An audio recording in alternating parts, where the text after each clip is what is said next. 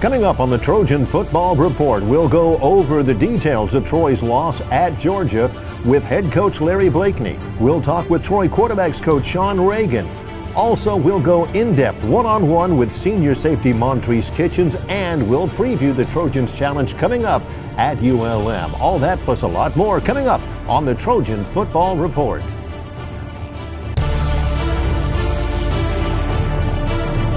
Hello everybody, welcome into the Trojan Football Report. Along with Coach Larry Blakeney, I'm Larry McKnight. The Trojans fall at Georgia on Saturday. The Bulldogs were everything that we thought they would be, and the Trojans never could really get much traction against a really good team. Well, they are a very good SEC football power, and been there a long time, and it's a tough place to visit.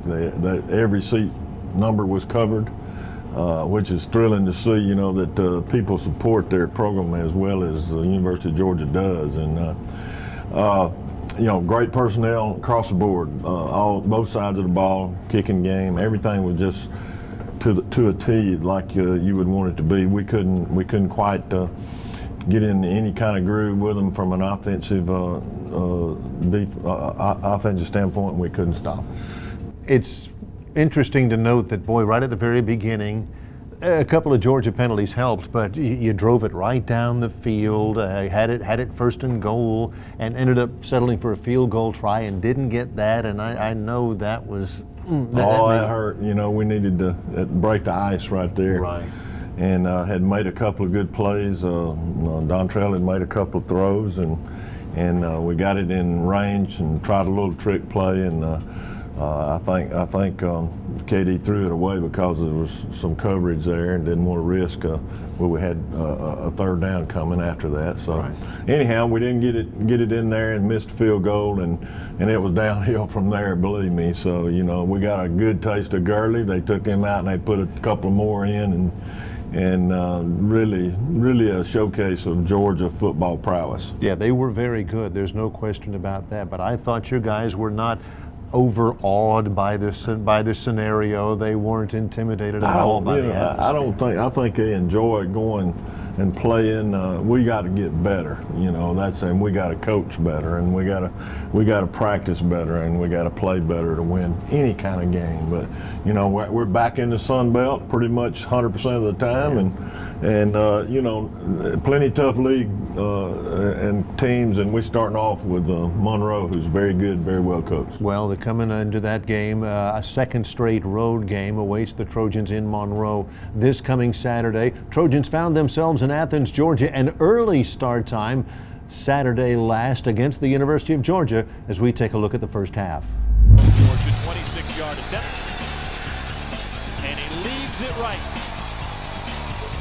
Senior is a first-year starter. Michelle, the freshman, to the goal line, and in! They go 5 wide, looking to spread it out. Dumps it over the middle. Touchdown to the second takeaway from the Georgia defense. It leaves Troy 3rd and 23. And Pruitt trying to make it happen with his feet. Makes it to the 35. Lane round already for Georgia. Michelle works his way through the line and gets carried into the end zone. Mason to throw again. Top one hauled in by Michael Bennett. And a quick hitter over the middle. That's complete to Jeff. So he's just now settling in. Mason slips it out, and a great takedown in the open field of Keith Marshall. That was last week. And the long field goal is good. Great pass rushers who are lined up beside one another. First sack of the season for Jenkins. Isaiah McKenzie off a hop, takes it at midfield. Looking for the sideline. Beautiful cutback at the 30. McKenzie trying to take it all the way. He does. One-on-one versus the nose tackle, but it was Hudson Mason able to get it to Kenneth Williams, a guy who's shown time Andrews able to get it done. Michelle left side towards the pylon. There's a reason he wanted more man coverage. Out of the backfield, it's Burks. Makes a man miss. Brandon Burks to the 30, and he picks up the Troy first down. The throw to the end zone. Touchdown. 45-0. Coach, Georgia had closed with some momentum in the first half late to take a pretty good lead at the break. What do you tell your kids at that point in that type of a game? Well, you know, there's not much you can say. They're smart kids, you know, and they know, you know, certainly the ebb and flow of the game had been all Georgia, and it was going to be tough for us to do very much. But at the same time, you want to try to get better, you know, and great competition usually affords you that opportunity. And you know, the thing I wanted and maybe got in some areas was for our guys to go back out and compete and see if we could find a way to get better, maybe learn something about a player that we didn't know about, and or, you know, the guys that are playing in the second half get better as a football team. And I hope we got something out of it. Well, that's one of the things I know that you had focused on. We talked about it in the radio broadcast. Regardless of the circumstances, there's always that chance to get some work done. Well, and we obviously need some work and need to improve and get better. You know, these kids are just like everybody else. See, they want to win games. They don't want to go lose games. And so, you know, we've got to do a better job ourselves as a staff and try to find the right combination to put the best we have on the field every week. And if we do that and we play hard and get beat, then, you know, we can live with it and deal with it. But I think we'll find a better result. Trojans go out for the second half, needing to get some work done against Georgia. Let's take a look at the second half highlights. That dummy snap count, getting inside defensive lineman to jump. Mason pump fake to the end zone. Caught. Corner of the end zone by Michael. Kari Franklin trying to bounce it outside. The Valdosta product. Throw to stiff arm and we'll take it out to the 40. First down run. Luke. Last carry of the game. They go over the middle, complete to Tommy Blevins, and a first down for Troy to the 25-yard line. The pass in the end zone. And now they turn to the running game. And a couple of yards, but harder. Back to Chubb. Looking for a yard and didn't get it. Got Isaiah McKenzie in the slot. He's coming around and they fake the handoff. Bauta will walk in. The touchdown. He wants to be quick here, and he calls his own number. Second rush touchdown of the game. And him hatcheting that ball out, and then it was almost game over at that point for Troy. Up until then, Georgia with the bounce-back victory, 66-0. Quarterbacks coach Sean Regan joins us on the Trojan Football Report. Coach, a lot of conjecture and conversation in the offseason about Troy losing two senior quarterbacks in Corey Robinson and Dion Anthony, and who's going to replace him. It's been a pretty good battle heading into the season. What have you seen in that quarterback competition, and what have you seen through the first 4 games? Well, you know, both guys, Brandon and Dontrell, they're both getting better. And that's all you can ask for. You know, we got to keep getting better at the fundamental things, controlling our eyes, getting through read progressions a lot faster. But it's coming slowly but surely. I know Brandon, he really improved from the UAB game to the Abilene Christian game, then he got hurt.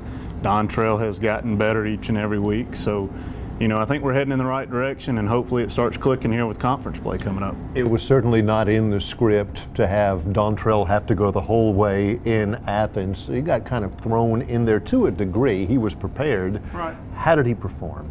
He started out really well.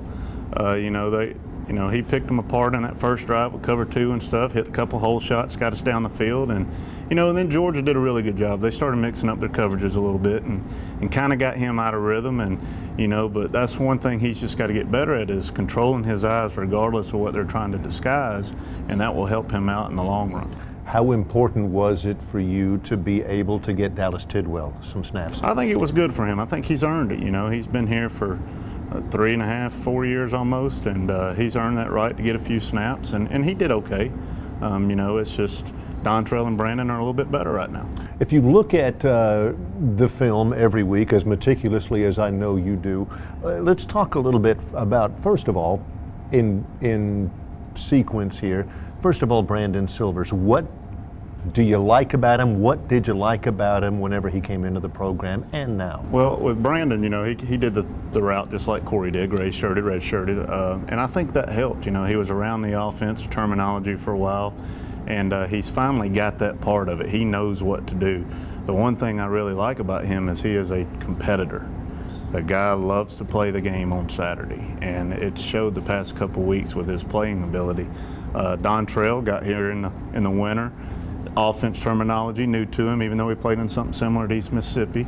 It's just the terminology part and sticking to the rules of each play, and he's progressing with that, you know, daily. So about his skill set, what do you like about Dontrell? What does he bring? Dontrell has a great attitude. He's always positive. You know, he is very athletic, and he has got a cannon of an arm, and that's his strength point. Getting ready for ULM, I know these guys are progressing. I know the quarterbacks are getting the reps that they need. There's so much more than just throwing the football accurately and throwing it a long way. There's a lot that's involved in being the quarterback, besides athleticism, throwing the ball and all that. Can you kind of give a little insight into that? Well, you know, with the quarterback, they got to first get the signal, formation and play. Then they've got to get their pre-snaps. They got to know, is it going to be a 1 high or 2 high? And some teams disguise that. So they have to keep their eyes on their read key because it could change post-snap. And then when that happens, they got to be able to react very quickly. All that within 15, 20 seconds. Right, and then when the ball snapped, all that within 2.5, 3 seconds. Describe the challenge about ULM this week. ULM, they're a little different on defense. They run kind of a 3-5 defense. Backers moving around a lot, safeties in and out. So we're going to really have to be disciplined with our pre-snap and post-snap reads, and the ball's got to come out quick. Well, we shall see. Sean Regan, quarterbacks coach of the Trojans, joins us. Good luck. Thanks for the time. Thank you. Coach, we'll get a chance here to feature one of your student athletes. Montree Kitchens is a guy who was a stellar high school player. He came to Troy, worked his way through the ranks, and boy, he's been an awfully good one for you guys. Well, he has. He's you know, he's probably too small to be playing safety, but he plays it, and he plays it very hard. He plays it like he's a 210-pound guy. He probably weighs somewhere just south of 180, and you know, from Waynesburg, Georgia, played at Burke County. Actually played Coach Dye. Jim Dye was the offensive coordinator on a state championship team there that Montree played for, and they're a very good football team in high school. He has really been a great citizen. He has been a good student. He has been a player for us. He goes to, anytime I start thinking about who needs to be catching punts or kickoffs, Montree pops into my mind, because I know he's a natural at doing the things with the ball, and at the same time is a very physical, especially for his size, a very physical young man on the football field. Someone certainly Coach Blakeney and the Trojans believe in. Here's one-on-one and a talk with Montree Kitchens. Well, as promised, here's our feature with Montree Kitchens, junior safety for the Trojans. Coach Blakeney just talked about you in glowing terms about your responsibility on this team. Anytime there's something that he feels that needs to get taken care of, you're one of the first guys that he thinks about. How does that make you feel? It's really an honor to actually be counted on and to have that expectation. So it makes me feel pretty good, pretty good about myself. The leading tackler on the team to this point at the safety position, also with the interception in the UAB game. From your perspective, how has your level of play been this year? How do you feel you've been playing so far? I feel I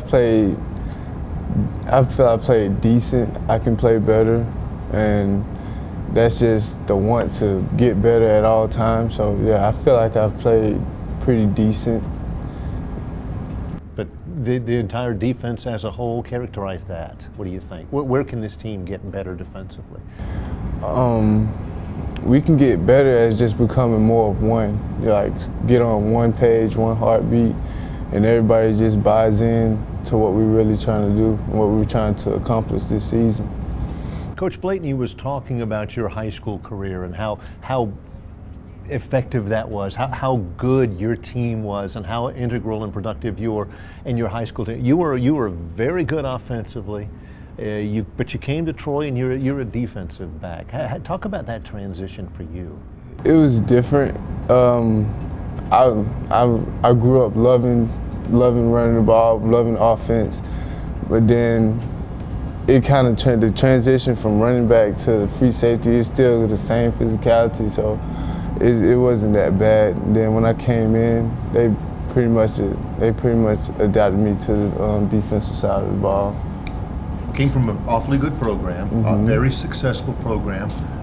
What led you to Troy? How did that happen for you?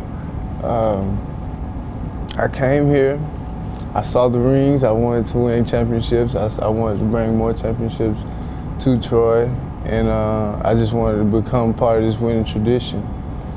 With the way the team has started so far this year, what's the message from one of the upperclassmen like you are? What's the message to everybody else at this point of the season where the non-conference is done, the conference play begins? What do you want the team, what's your message to the team to focus on? We just need to focus on being one team, one heartbeat. Like I said earlier, the message is simple, and that's kind of get out this slump that we're in, because we all know that we're better than this, and that as long as we execute what our coaches want us to do, we'll be fine. We'll be accomplished Troy football team. This is one of the things I always try to do during the segment with the student athlete, was try to give the viewers and the fans a sense of all of the different demands that are placed on people like you who are high-level Division I-A student athletes. As you come in today for our interview, you just get out of class, you're good enough to spend some time with us, and then you've got practice, meetings, all that kind of stuff. You have a lot that's on your plate as a student athlete. Yes, sir. Between class and practice, study hall hours we have to get, it's a lot. But you know, the coaches, they work with our schedules, and it just makes it work. They make it work.